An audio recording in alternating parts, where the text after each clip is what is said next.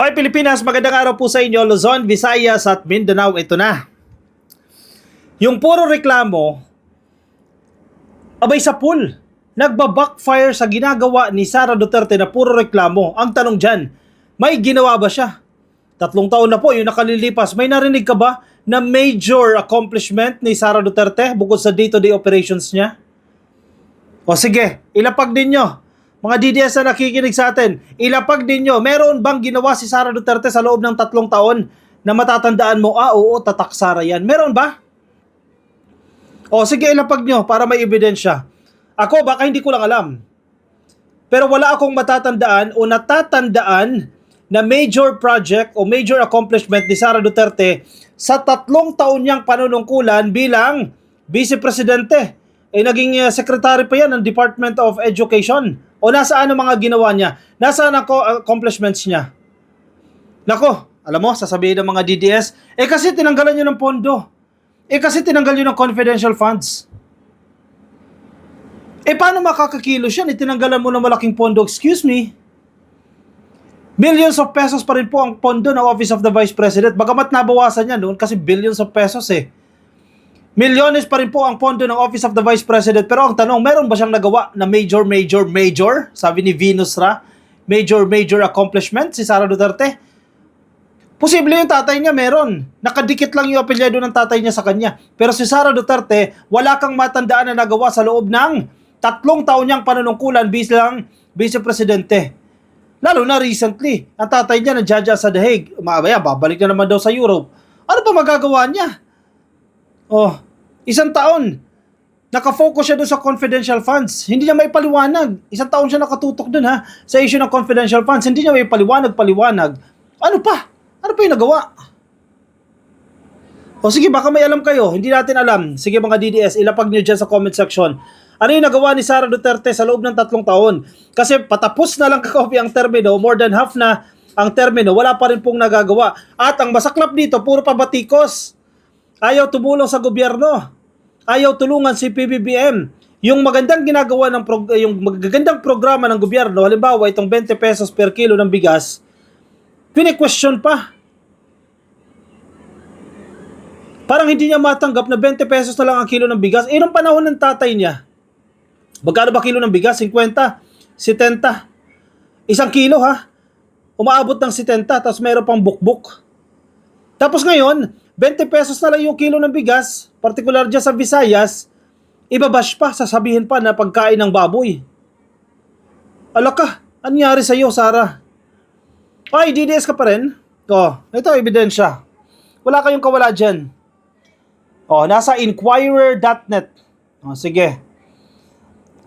Mahilig ka mamuna, wala ka naman palang ginawa. Sara Duterte told, your dad's regime had 70 pesos per kilo of rice.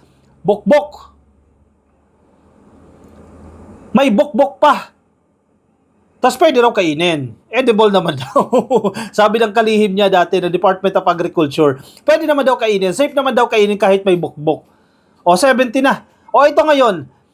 Mura na, 20 pesos. Mas masarap pa. Tapos pipintasan ninyo, sasabihin ninyo, pagkain ng baboy ang ibinibenta. Bakit? Inggit?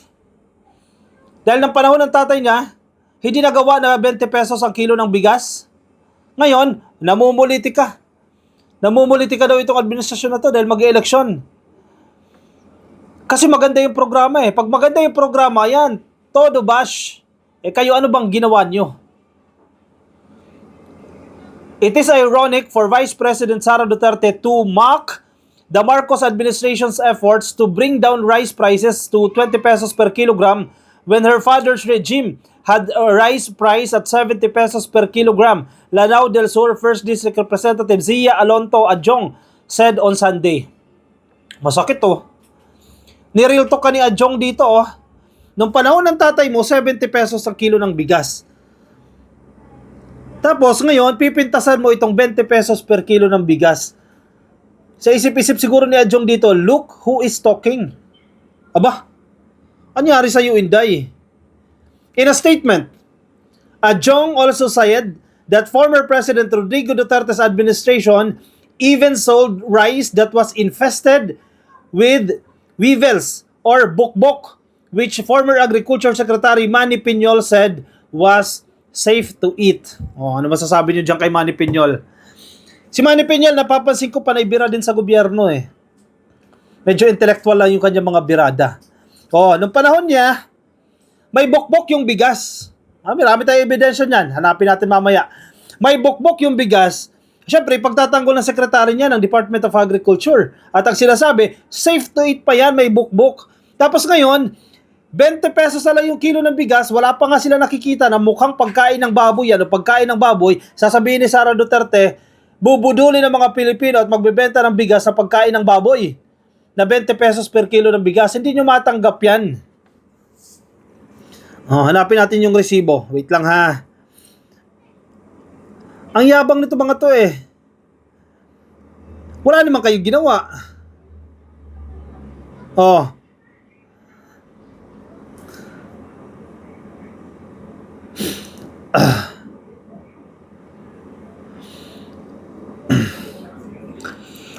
Tingnan niyo yung mga balita Sige, dito tayo sa ABS.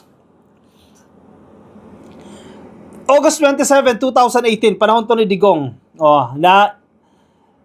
Nag-trending yung issue na yan ng bukbok sa bigas. Bukbok na bigas. Ligtas bang kainin? Sabi ni Manny Peñol, ligtas lang. Pero ikaw, sige, kaya ba? Okay ka ba? Siguro kung gipit na ka na at wala ka ng option, sige, kainin mo na yung bigas na may bukbok. Pero kung ikaw, makikita mo, yung bigas mo may bukbok, tapos 70 pesos po, sige, sabihin natin 50 na lang yan. Definitely, hindi mo nakakainin yan kahit ano pang paliwanag nila na safe. Posible naman, hindi ka mamamatay sa pagkain ng bigas na may bukbok. Pero, ikaw ba gugustuhin mong kumain na may bukbok? Itong paliwanag ng eksperto, hindi naman daw nakakasama ng kalusugan ang pagkain ng bigas na pinamumugaran ng bukbok ayon sa isang eksperto ngayong Lunes. Yes, safe yan.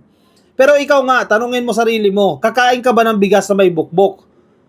Kasi ako, unless wala nang option, kung meron kang better option, doon ka sa mas mainam. Diba? I hope nagigets nyo yung punto ko. Nung panahon ni Digong, mahal na nga yung bigas, 50 to 70 pesos na may bukbok pa. Ngayon, panahon ni PBBM, 20 pesos na lang, ibabash.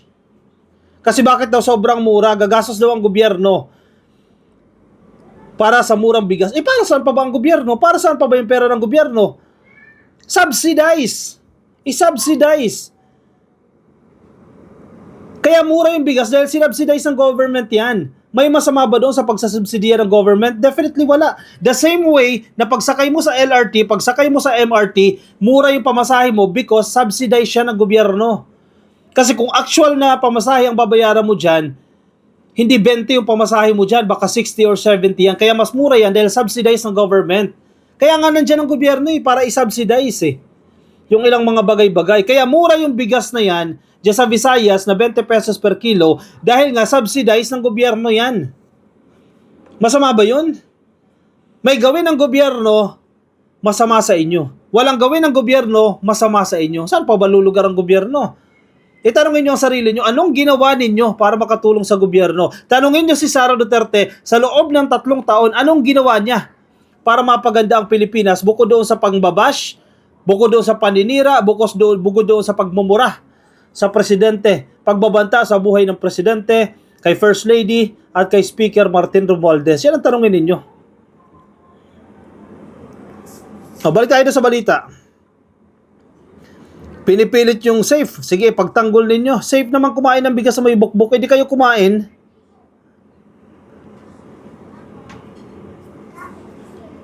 Masakit sa damdamin itong sinasabi ni Adjong. Ironic talaga itong sinasabi ni Sara Duterte. At one point during the Duterte administration, rice prices surged from 50 pesos to 70 pesos in some areas, forcing towns like Zamboanga City to declare a state of calamity. Di ba? Mas masaklap pa na panahon ni Digong. Umabot sa punto na kinakailangan mo magdeklara ng state of calamity. Dahil sobrang mahal ng presyo ng bigas. Kasi once you declare a state of calamity, may pondo na nakalaan dyan para gamitin doon sa kalamidad na yan o sa krisis na yan. In August 2018, Piñol denied it, but he eventually admitted that rice prices went as high as 80 pesos per kilogram in Tawi-Tawi. Piñol, umamin ka rin naman dyan 80 Tas kumakabash kayo ngayon, oh. Mas mura lang kayo ng bigas. In fairness naman, kung hindi mo man kayang afford ang 20 pesos, may mabibili ka 40, 50, mas mainam-inam. Pero nasa sa inyo po yan. Again, option yan. Option yan. Kung binabash mo yung 20 pesos per kilo ng bigas, sinasabi mo, hindi yan kaya ng laway mo, hindi yan kaya ng bibig mo kainin, edi kung meron kang pera pambili, edi bumili ka ng mamahaling bigas, bumili ka ng imported na bigas, o sige, baka gusto mo ipaship pa yan. Pero wag mo sasabihin na pagkain ng baboy yung 20 pesos na kilo ng bigas. Wag mong gayahin si Sara Duterte. Kasi insulto yan sa walang capacity na bumili ng mamahaling bigas. Kapag bumili sila ng 20 pesos per kilo ng bigas, anong iisipin mo? Baboy yung mga kakain na yan? Off naman yan. Vice Presidente ka pa. Kung kaya mong mahal, definitely kaya mo dahil marami kang pera. Isipin mo yung mga kababayan mong hindi kaya. Wag mo nang laitin na pagkain ng baboy yung 20 pesos per kilo ng bigas. It is ironic that the Vice President is mocking efforts to lower prices to 20 pesos per kilogram when, during the administration of her father, rice prices even soared to 70 pesos per kilo in some areas, sabi ni Adjong. It was under the Duterte administration that we saw imported rice shipments infested with bukbok. When her father's appointed Agriculture Secretary Manny Piñol oversaw rice importation. Before pointing fingers, it would be better for her to look back at the failures of the administration she proudly represents. In fairness, nakapunto si Adjong dito. Nakascore siya dito, ha. O bago ka mang bash, bago mo punahin itong ginagawa ng gobyerno, itong efforts ng gobyerno para mapababa ang kilo ng bigas, tingnan mo yung tatay mo. Ano yung ginawa ng tatay mo? Basic yan.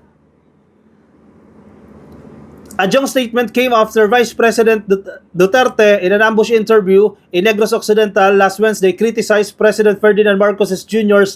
for selling 20 pesos per kilogram of rice in Visayas during the election. Sabi ni Duterte, the program comes, and I quote, too late, adding that the Marcos administration is just resorting to rice subsidies because they knew that Marcos' alyansa para sa Bagong Pilipinas slate performs badly in Visayas. Sige. Himayin natin yan. Malinaw naman yung punto ni Sara. Mahina yung mga kandidato ng alyansa. Excuse me? Mahina ba? Majority ng nasa survey, miyembro ng alyansa. Pero ang sabi ni Sara, hindi, mahina yung miyembro ng alyansa, so kinakailangan gumawa ng administrasyon na to para lumakas. At yan ay sa pamamagitan ng rice subsidy. Kaya nakipagpulong daw sa mga governor. Later on, napahiya siya. Nilinaw ng Malacanang bakit dyan nagsimula sa Visayas. Yung mataas ang buffer stock dyan ng bigas. At mahina talaga ba? Ibig sabihin, malakas ang PDP, senatorial balls, para sabihin na mahina itong pambato ng alyansa. Sino lang naman ang pasok sa PDP? Dalawa lang naman. Si Bato lang naman at si Bongo. Tapos sasabihin mahina at gagawing efforts na yan. Ako, mind conditioning na naman yan. Kinokondisyon na naman ni Sara Duterte ang isip ng mga taong bayan na gumagawa ng mga kalokohan itong gobyerno na to para manalo. Para pag nanalo talaga itong gobyerno na to, itong administrasyon na ito, itong mga kandidato ng administrasyon, once na manalo na yan, meron silang huhugutin. At ang narrative nila dyan, kasi gumawa ng kalokohan yung mga yan, ginamit ang pera ng gobyerno sa pamamagitan ng rice subsidy para manalo yung kandidato nila. Mind conditioning. Itong ginagawa na ito ng kampo ni Sara Duterte. Malinaw naman, lumalabas sa survey. Malakas ang mga kandidato ng alyansa. Yes, hindi 12 pasok. Pero malakas, majority of them are from alyansa. Tapos, ang reasoning ni Sara, kaya ginawa yan dahil alanganin daw itong pambato ng alyansa. And too late daw. Ano naman? Sige, too late yan. Hindi naman agad nag 20 pesos yan, pero mas napababa yan. Gradually. Bumaba yung presyo ng bigas. And even the inflation rate, bumaba yan. At least may ginawa. Ang tanong nga dyan, anong ginawa ni Sara Duterte? Ano siya? Checker lang siya? O taga-check lang? O kumusta yung campaign promise ni Marcos? Nagawa ba yan? Check. Nagawa ba to? No. Nagawa ba to? Check. Ganun lang ba? Pero hindi. Pinapasahod ka ng gobyerno, vice presidente ka. Magtrabaho ka. Asaan ang ginawa mo sa loob ng 3 taon? Ilapag mo yung resibo. Anong ginawa mo?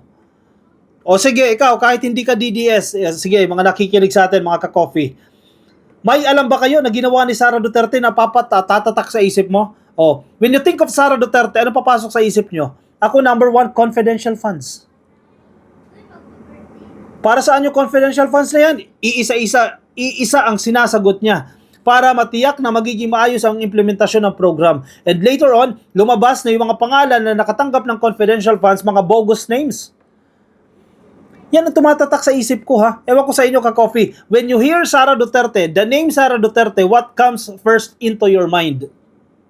Sige, lagay dyan sa comment section. Sige, gawin natin tong game.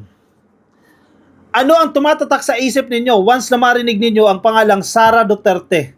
Sige, wag na masyadong mahaba, ka-coffee, kahit 2 words. 2 words o 1 word. Sige, lagay dyan sa comment section. Kasi ako, pag sinabi Sara Duterte, confidential funds. Confidential funds. Si Sara, ito, real talk to, ha. Si Sara, nakasandal pa rin sa apelyido ng tatay niya. Kung wala yung tatay niya, nobody si Sara. Nobody. Walang personality. Nakasandal pa rin niya sa tatay niya. Yung ibang mga DDS, kaya naman gusto yan si Sara dahil sa tatay niya. Pero kung titingnan mo si Sara Duterte alone, anong ginawa niya para magustuhan mo siya? Hindi eh. Hindi na pwedeng ikatwira na wala siyang pondo, na tinanggalan siya ng pondo ng Kongreso kaya hindi siya makakagawa ng programa. Aba, mas mainam pa sa'yo si Leni Robredo. Si Leni Robredo, nakakaisip ng ibang paraan paano mapapa-augment yung kanyang mga programa with a limited budget na alam nyo naman na pinag-initan ng panahon ni Digong yan. Pero hindi siya nanatili dun. O sino ngayon ang masabaw? Kung sabaw ang tawag ninyo kay Leni Robredo, mas sabaw pa si Sara Duterte. Mas mainam pa si Leni Robredo dito kay Sara Duterte. O di ba? Kung makabash kayo kay Leni, mga DDS, sabaw ang tawag ninyo, tingnan ninyo si Sara. Si Leni kahit pa paano may nagawa. Ito si Sara 3 years na, anong nagawa niya? O may alam ba kayo nagawa niya? Ako wala akong alam. Maliban sa confidential funds, pagwawalda sa confidential funds, pera. Walang nagawa dahil walang pera. Nasaan ang pera? Napunta lahat sa drama. Pag-iyak ng chief of staff niya, pag-alis ng mga tao niya, mga testimonya ng kanyang mga opisyal na sinuhulan dyan sa DepEd, dyan napunta ang 3 years ni Sara. Assess ninyo, tingnan ninyo. May nagawa ba? Ako wala talaga akong matandaan. Seryoso to, ka-coffee. Hindi dahil naiinis tayo dito kay Sara. Wala ka talagang maisip na ginawa ni Sara. Please enlighten me. Baka meron, di ko lang alam. Sige, comment nyo dyan sa comment section. Sige, pagbasahin ko yung comment section. Tingnan ko kung may mga nagawa na hindi lang natin alam. Sige, kung nasa Facebook po kayo, baka may alam kayo nagawa ni Sara, i-comment nyo dyan. At baka di pa kayo naka-follow sa ating Facebook page, click nyo lang po yung follow. Mga nasa YouTube, click nyo lang po na subscribe. At hit nyo na po yung notification icon para updated kayo sa ating mga bagong upload. I'll see you, ka-coffee, in my next video. Paalam po sa inyo, bye-bye.